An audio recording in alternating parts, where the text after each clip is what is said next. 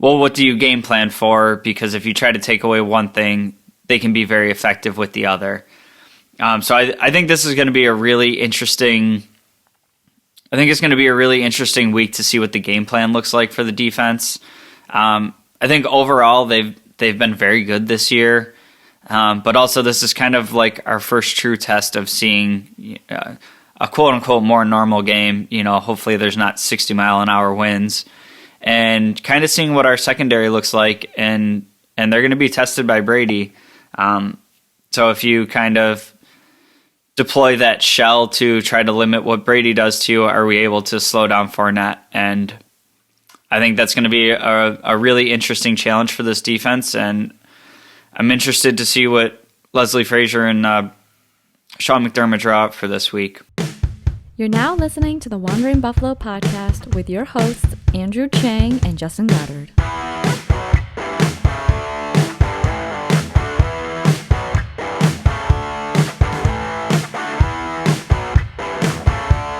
Bills Mafia, welcome in, and thank you for joining me on another episode of the Wandering Buffalo podcast, a show on the Built-in Buffalo Network. My name is Justin. I'll be your host tonight. I'll be riding solo again today. I promise Andrew and I are going to be able to link up again here shortly. Just been a crazy few weeks with the holidays, and I'm having car problems. We had a sick puppy. So just getting our schedules to line up the past few weeks has been really difficult. But we will be back again together shortly. Tonight we're going to be taking a dive into the matchup coming up against the Tampa Bay Buccaneers. And looking through this roster on the Bucs, this game is going to be a doozy.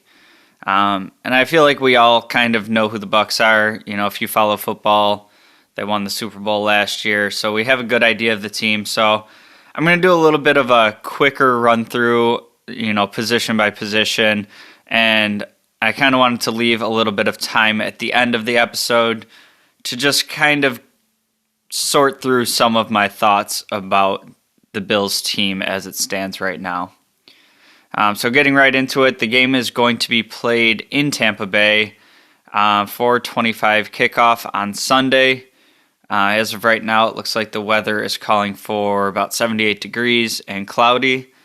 And me personally, I'll pretty much take anything. I'm just hoping that there's not much wind in the forecast after that New England game. So like I said, we know this team. They're the Super Bowl champions. Start right out on offense. And, of course, at quarterback we have Tom Brady. And honestly, sitting here writing my notes, I was like, what can I really say about Tom Brady that hasn't already been said, right? He's got this illustrious career. I hate to say it on a Bills show, but I kind of got to give him the nod for the GOAT debate. I mean, physical-wise, arm talent-wise, all that, on paper doesn't really slot up to, this prime athlete, but when you start looking at his resume and what he's been able to do in his career, I just don't really see an argument against it. I mean, the success he had in New England, you want to say the whole debate of, was he a system quarterback? Was this more Bill Belichick or was this more Tom Brady? I mean, I get to a point where I think it's a little bit of both, and they had a great partnership that worked out so great for about 20 years. But just seeing him at 43 years old, leave that team he had all this success with and go to Tampa Bay and go be able to win another ring in the first year, it's just ridiculous. And then we move into this season, he's playing at the age of 44, and Brady just doesn't look like he's slowing down. I mean, there's some parts to his game that used to be a little bit cleaner, I guess, but sitting at 44 years old, coming off a Super Bowl win, and he's right up there in the MVP race. So I know Tom Brady is a guy that has just tortured us as Bills fans for as long as we can remember. Pretty much just putting the division out of reach for 17 years or so. And and I don't think we really see a deteriorating version of him at all when we play them on Sunday. Complimenting Tom Brady, they do have Leonard Fournette in the backfield with Ronald Jones. Ronald Jones is questionable this week, so we'll see if he plays or not. But he's also kind of a complimentary back. This isn't really a committee system. They also have Giovanni Bernard in the mix, more of like a pass-catching weapon. But the main focus at running back is Leonard Fournette. And especially coming out of that New England game last week, this is a running back that scares me a little bit. He's not on that Jonathan Taylor level, but Fournette is a very good running back in this league. So what Fournette brings to the table as a running back is he is a big physical runner that has a little bit of foot speed to him, but he's not the type to really kind of dance in the hole. He hits the hole hard. He follows his blocks. And as we'll get to later, this offensive line does a good job of opening up holes for him. And then when you're able to complement Fournette with Tom Brady in the passing game, I think it just really lends itself to, them being able to affect each other positively. He's not a running back that you're expecting to put the whole offense through. So when he does get his opportunities, he's able to capitalize on them. So definitely an area in this game, putting that New England film on tape of just what they were able to do to us on the ground. If you take the weather out of it, it's a different game. But that being said, they were still able to win a game with Mac Jones only throwing 3 passes. I don't think it's likely that we see that heavy of a run game plan from Tampa Bay with Tom Brady as the quarterback. But, if they can control the game on the ground, why would you take the chances of throwing it, I guess? So, and then moving into some of the receiving options they have for Tom Brady, and there's some good ones here. Mike Evans, Chris Godwin, Brashad Perryman, Scotty Miller. Antonio Brown is also there, but we will not see him this week. He's suspended by the NFL for violating COVID protocols. So I guess that would kind of be my silver lining to this group, is you don't have that third level receiver that's just a burner. He can run every route on the field. And for whatever anybody wants to say about Antonio Brown, he's still a great player. And I'll be glad to not have to deal with him on the field as well. When you're looking at Mike Evans and Chris Godwin, Mike Evans in particular comes in at 6'5", and they're both just more physical receivers and imposing receivers. I feel like these are the type of receivers that we've seen the team struggle with at times, where they just kind of get big boyed, in particular Levi Wallace. And I feel like Levi Wallace is having a really great season, and I'm interested to see what our secondary looks like without Trey. And, I thought that New England game would be kind of our first sniff at what that might look like, but that was a game where we were running, with 3 linebackers more than ever, stacking the box. They didn't really throw it, so I feel like we're 2 weeks removed from the Trey White injury, and now we don't really know anything different than when it happened. So I think this is going to be a real test for Dane Jackson, Levi Wallace, the other members of the secondary, to really show whether or not they can step up with the absence of Trey White. There's no 1-for-1 replacing Trey White on this team, but just doing the job competently enough and kind of putting some film out there for what we can expect from some of these players going forward. Also, we might see a little bit more of Perriman and Scotty Miller. They haven't seen much action this year, but without Antonio Brown being there, maybe we see a little bit more of those players. However, I think it's more likely that we see New England roll with a little bit more 2 tight end sets. They have a set of good tight ends on this team. Rob Gronkowski, Cameron Brate, and O.J. Howard. And again, Gronk very similar to Brady in that we kind of know all about him at this point, right? Just big physical monster of a human. He's been great in this league for a long time. Retired there for a little bit and teamed back up with Brady. And he has battled a little bit of injury issues this year, but he's overall still having a very nice season. In the year, he has 436 yards, and 6 touchdowns. And then between Cameron Brate and O.J. Howard, they add another 3 touchdowns.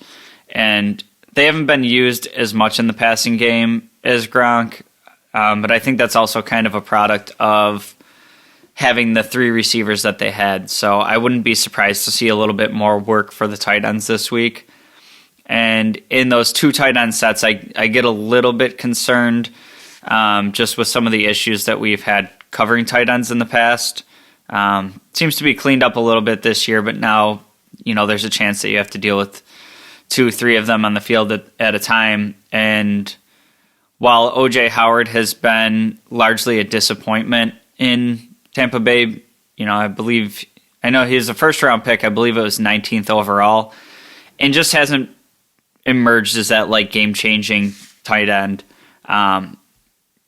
But even if he has a couple flashes here and there in a game, it could really affect the game because he does have that talent to be a number 1 tight end. It's just a matter of putting it all together. And then we have the offensive line here in front of Brady. We have Donovan Smith, Ali Marpet, Ryan Jensen, Alex Kappa, and Tristan Wirfs. And I just think overall as a unit, this is an above average to good offensive line in the league. They've been doing a good job keeping Brady clean, and we know how good Brady is at negotiating the pocket and stepping up and moving left and right. But he's not, a type to get a free runner at him and really be able to avoid that on his own.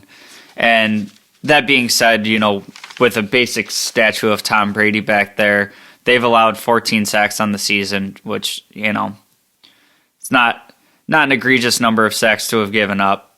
And they also do a really good job, kind of controlling the trenches in the run game. And I think this offense as a whole, it works really well in being complementary of, you're not asking too much out of the run game. You're not asking Tom Brady to do too much. And it's kind of like, well, what do you game plan for? Because if you try to take away one thing, they can be very effective with the other. So I think this is going to be a really interesting week to see what the game plan looks like for the defense. I think overall they've been very good this year. But also this is kind of like our first true test of seeing a quote-unquote more normal game. Hopefully there's not 60-mile-an-hour winds. And kind of seeing what our secondary looks like. And they're going to be tested by Brady. So if you kind of deploy that shell to try to limit what Brady does to you, are we able to slow down Fournette? And I think that's going to be a really interesting challenge for this defense. And I'm interested to see what Leslie Frazier and Sean McDermott draw up for this week. So I'm going to take a quick break here. We'll come right back and we'll dive into the defense.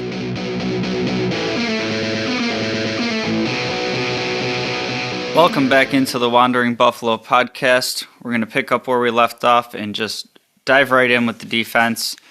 And the defense for the Buccaneers, as I started looking through this, kind of when I do these preview episodes, I'm trying to at the same time kind of look at where I would want to attack a defense and where I think our advantages could come in, and vice versa on the offensive side of the ball. And just looking through this defensive unit, they have studs everywhere. They're very stout. They've been playing together, and they brought back all of their starters from the Super Bowl last year, and I feel like similar to the Bills bringing back almost everybody. I just think that the Buccaneers had some more depth rounded out and some more areas secured, and this defense just continuing to play together and get continuity and bringing in some rotation pieces that aren't expected to start is just building a pretty gruesome defense. And just starting right up front, their big two up there, Ndamukong Suh and Vita Vea. And say all you will about Suh, he's kind of been a bit of a dirty player in his career and not the most loved person across the league, but he's playing at 34 years old, and he's still a very productive player in this league. Just big, physical. He asserts his dominance over players, and thus far this season, he's gotten six sacks from the defensive end position on a 3-4 defense. So in that defense, it's not necessarily, just go after the quarterback every play. It's a lot of keeping the lanes open and letting the linebackers move free. And for a scheme deployed like that, for him to still have 6 sacks at this juncture of his career, is just kind of like an eye-popping number to me, and definitely somebody that concerns me.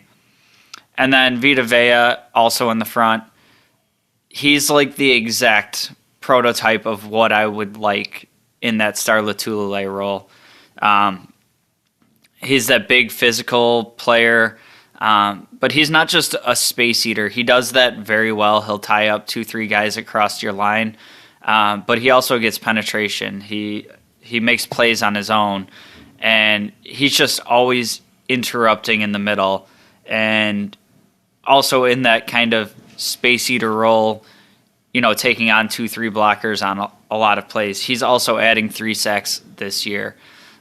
So he really interrupts things up front. He can really wreck your day, especially from the interior where we've seen the most struggles with the Bills' offensive line. That just gives me a lot of concerns on what are we going to do to try to neutralize Vita Vea, that he's not affecting our whole line on every play.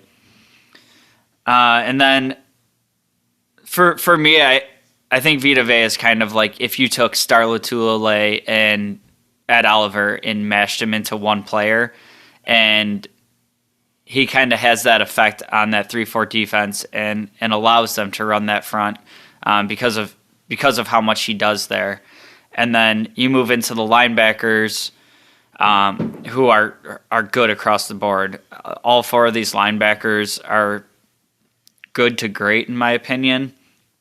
And you have Jason Pierre-Paul, you have Devon White, you have Shaq Barrett, and then Levante David. And Jason Pierre-Paul, this was another one looking up some numbers going into this game. I was looking at it, saying, he's a little bit older into his career. Has he lost a step or anything? He's only 32 years old, which was crazy to me.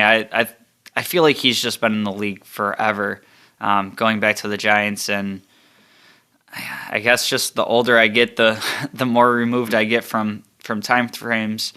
But he's still playing at a very high level.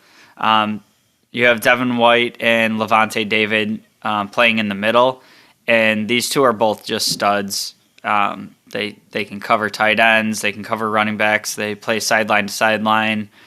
They're very instinctual. They can trigger downhill. They'll thump you up. They pretty much do everything from that position, and with the defensive line in front of them, kind of opening up the gaps and letting them move freely, they're just really effective in the run game. They're effective in the pass game, and just overall, they play off each other very well and really able to hold down that middle of the defense. And then the other outside linebacker is Shaq Barrett, who is having a pretty damn good season himself. He adds 7.5 sacks, 3 forced fumbles, and an interception. And in my opinion, this is the best linebacking core in the league. Just the way they all play together, and it really solidifies that front seven. Pretty much anything you want to do on the ground game, quick passing and all that, they're all over covering this. So I don't really see too much weakness to attack out of that front seven. When you move into the secondary, the cornerbacks, Sean Murphy-Bunting, Carlton Davis, and then the safeties, Antoine Winfield Jr. and Jordan Whitehead. I guess this would be the area that I would be trying to target if I'm looking for an advantage on this defense. And not really necessarily because there's, below average players here. But they are dealing with some injuries across those position groups. As of this recording, it looks like Sean Murphy-Bunting was listed as questionable, but now looks like he might be headed to the IR. So looks like we'll probably be seeing Carlton Davis and Ross Cockrell. And Cockrell's been around for a while, and I think he's an adequate starting level cornerback, but definitely a bit of a drop off there. But I think Carlton Davis is a top tier cornerback, and the two cornerbacks in the system can really benefit from that front seven, getting after quarterbacks and kind of getting the ball out early and getting pressure after them to possibly make some mistakes and just not have all the timing right. So we're not seeing, gaudy interception numbers or anything from the secondary, but still overall very good players. Antoine Winfield Jr., I think, is an absolute stud. We see this guy playing all over the field. He comes up in run support, and he's a thumper there. He's good in pass coverage. He's just kind of all over the field, and I think a star in the making if he's not already there. And then the free safety slot is kind of interesting. We have Mike Edwards suspended, similar to Antonio Brown, for violating the league's COVID protocols. And so we're not going to see him. And then we also have Jordan Whitehead listed as questionable. So I saw something earlier this week that Richard Sherman, who they brought in, he was injured pretty quick into his tenure there. He's still listed on the IR, but I saw an article saying that they were looking at converting him to a safety. I don't know if he would be able to be back in time for this game, or if they'd be ready to throw him out there if need be. But I think that safety position is going to be really interesting to keep an eye on. And where Richard Sherman has kind of lost a little step in his career playing cornerback at the NFL level, we see a lot of these guys with great instincts and cover skills transition to safety, later in their career, where you don't quite need the same athleticism necessarily to still be an effective safety. So kind of hoping we don't see that this week and just see what shakes out at that position for them. But interesting to watch that going forward. So I guess some of my keys to a Bills victory in this game, I think it's going to be a really challenging game to come away with a win here. Not only is that Bucs team super talented, but you're going on the road. I think the first key is to keep Josh Allen clean, and I think that's easier said than done. Our offensive line has struggled this year, and I think that's the first step to anything is, how many plays do we see Josh Allen make where he's running for his life and he can't just, stand in the pocket and wheel and deal. So I think with a lot of quarterbacks, we'd see much higher sack numbers for the pressures that this offensive line is allowing. I think it's kind of a double-edged sword that sometimes Josh Allen's legs run him into some trouble, but also, he uses his legs to kind of make up for some of the pressures applied to him. So I think the first key is to keep Josh Allen clean. Second key is playing mistake-free football. I just feel like with the talent that the Bucs have on offense, they can score points in the bunches.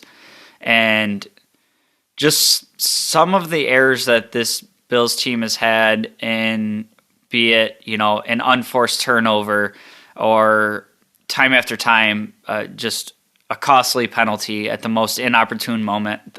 Thinking of that Dawson knocks offsides at the end of the game. Thinking of a couple of Breida fumbles, one against New England on the exchange, the other one, in his first game action, kind of just running through the hole and switching hands and losing the ball. Just some of these unforced errors, Isaiah McKenzie on a kick return, just falling down and fumbling it himself. These are the types of plays that, number one, good teams don't really make often, and number two, should be able to overcome here and there. I just feel like it's starting to snowball, and we're seeing more and more of it, and it's not only the mistakes, they just tend to be kind of at the most inopportune time. So got to go out there, play mistake-free football, make sure that we're not trying to beat ourselves and the opponent at the same time, because with this Buccaneers team, you're not going to get away with it. Number 3 is, and I was talking to my brothers about this during the New England game, is just getting Diggs more involved in the offense. And for this past game against New England, I understand, the wind and crazy weather and whatnot, but in a game like that, I think Diggs is, your best offensive weapon. And if the wind is going to keep you from being able to target him 12 times in a game, I think you need to find other ways to get him the ball. Whether it's, like little tunnel screens, easy completions, if you use him in a jet sweep. I know he doesn't have, that crazy 4.2 speed, but he's a playmaker. And when he has the ball in his hands, he makes the right reads. He makes people miss. And I just think to be the best offensive weapon we have, just how many games we've had this year where, we see him under 10 receptions or under 10 targets. I just think that's something that we can't have in the mix. And however you have to do it, you have to manufacture touches for Diggs. And then my last key is to win the turnover battle. And this is kind of going hand in hand and playing the mistake-free football, but also the defense being able to create some extra opportunities for the offense. Like I said, I think our defense is playing very well this year, especially compared to last year. That being said, I still think that this Buccaneers team has the ability to score points in bunches, and you're going to have to match them to come out on top of this game. All that to say, I had this game predicted as a loss in the preseason, and I haven't moved off of that yet. I really don't like doing it on... I really don't like picking against the Bills because, if I'm right, it's a pretty empty feeling. But I just haven't seen enough from this team to say that we're ready to go into the Super Bowl champions' house and take them down. This really isn't with the New England game factoring into my opinion. I think that game is kind of, I don't want to say a throwaway because it still counts, but I don't think it was really a good way to evaluate either team on the field. This is just kind of going with how I felt about the team throughout the season and where I feel they stand now. So hopefully I'm wrong on this, but I have the Patriots winning 35-24. And we'll see. Hopefully I get to be wrong. We're going to take one more quick break, and then I'm going to just kind of give you a little bit of my feelings about this Bills team as we kind of move from being, can we win the division, can we win the conference, down to, will we make the playoffs or not? So just going to kind of dive into some of my thoughts about where the team stands right now.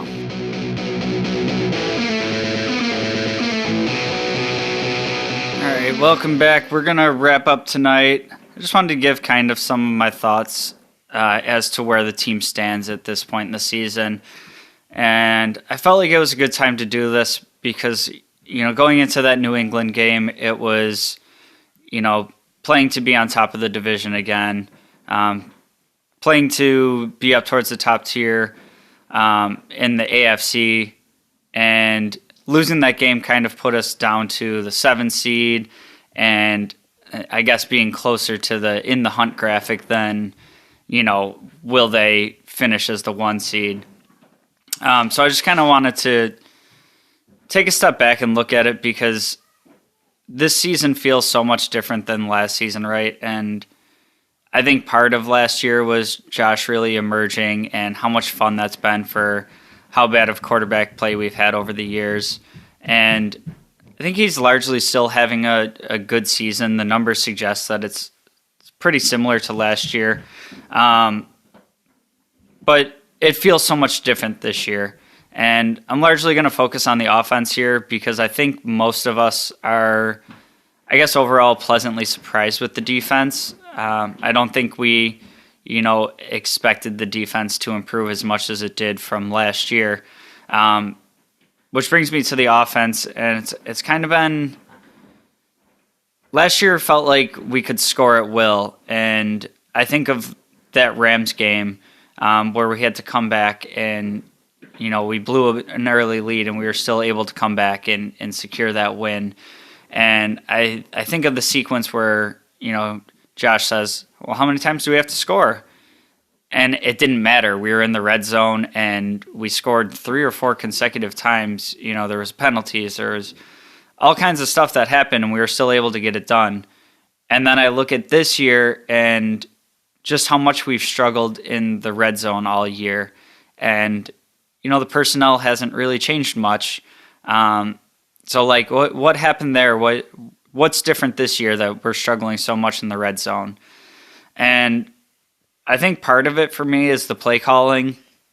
It just seems like this year we're kind of vanilla and boring, and I don't know if that's somewhat limited by players being able to execute, but it's, again, also largely the same players as last year. But I just think of plays like the McKenzie jet sweep. Even when we weren't using that a ton last year, we would move him into motion and kind of threaten it to keep defenses on the toes. We've seen almost none of that this year. I think of all the, gadget type plays that we would use last year, and some of them I hated at the time when we did it. Like, our offense is so good. Why do you have to send Josh out on a route as a receiver and let him get upended at the goal line? But it just seemed to me like the play calling last year was very much like it was gutsy and it was leaving everything on the field, and there was no, we'll come back and get it next possession. It was pedal to the metal and just gutsy, and I just don't really see that this year. It's just very bland. It seems like we keep trying to force a run game that we very clearly don't have. And when you look at the breakdown of like the run to pass percentage, it comes out right now pretty much the same as last year. But I think last year's numbers were a little bit skewed by, trying to run the ball and run clock to end games. This year, I just feel like we're trying to force a run game into existence that we just don't have. I don't think our backs are good enough to do it on their own, and our offensive line isn't doing much to help them.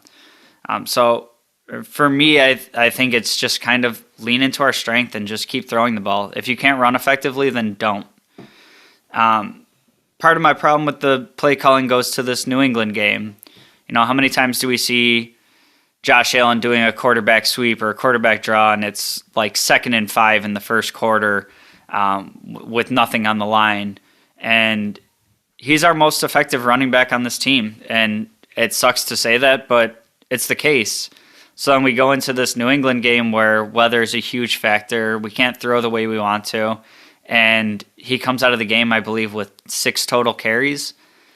To me, that just seems like, with the stakes of the game and the weather conditions and everything going into it, like, wouldn't that be the game to have 15 designed runs for Josh Allen and let him go do his thing? It just seems like, we're picking now to be scared of him getting hit when that would have been our best weapon in that game plan. Again, with the self-inflicted wounds, there's so many inopportune penalties, so many unforced errors. It just looks like the team is, I don't want to say they came into the season cocky or careless. It just seems like there's a lot of fundamental errors being made. And we saw a bit of that last year, but we had like this moxie to be able to overcome it. And I guess that's kind of where I stand overall with the team right now. For the record, I still think the team makes the playoffs. I don't think we at this point win the division. I think that loss to New England was pretty brutal for that. But, when it comes down to it, this playoff race, if we're looking for a wild card game, it's going to be really tight at the end. And a game like the Buccaneers coming up, I think we still have a chance if we lose that game, but we start running out of time real quick. And with how convoluted the AFC is this year, you can't really give up too much more ground before you're in that tiebreaker territory. And pretty much all of our losses this year coming against the AFC isn't going to do anything to help us in tie-breaking situations. So I think this is the time of the year to really buckle down, and over the last 5-6 weeks of the season, you really have to dig deep inside and find out what this team is made of. And if they get to the playoffs, I think they can go toe to toe with any team that they see. But you got to get there first at this point. And that's going to kind of wrap it up for tonight. Thank you again for joining us on the Wandering Buffalo podcast on the Built-in Buffalo Network. Andrew and I are always looking for great guests on the show, so if you want to get involved, hit us with a comment, a DM, whatever the case is, let us know if you want to get involved with the show. That's going to do it for this week. Hopefully we're celebrating me being wrong this time next week about this Bucs game. Go Bills.